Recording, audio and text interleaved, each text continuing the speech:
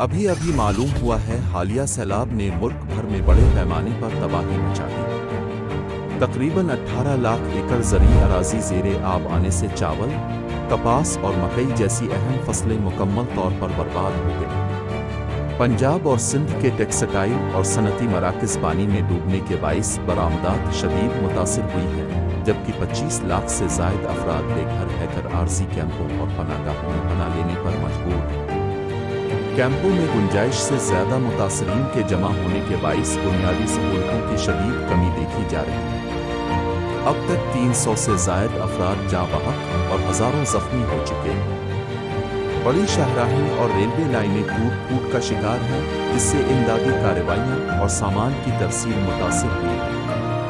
سیلابی ریلوں نے کئی اضلاع میں بجلی کے گرد اسٹیشن اور گیس کی فراہمی کا نظام بھی مفلوج کر دیا ہے، جبکہ نشیبی علاقوں کے اسکول اور اسپتال شدید متاثر ہوئے یا بند کر دیے گئے ہیں۔ ماہرین نے آئندہ ہفتوں میں خوراک کی شدید قلت اور مہنگائی میں اضافے کی پیش گوئی کی۔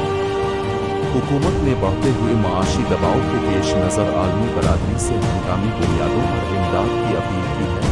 دوسری جانب ماحولیاتی ماہرین نے خبردار کیا ہے کہ شدید موسمی تغیرات اور ملک کے لیے ایک مستقل بحران کی شکل اختیار کر چکے ہیں، اور فوری اقدامات نہ کیے گئے تو مستقبل میں صورتحال مزید سنگین ہو سکتی ہے۔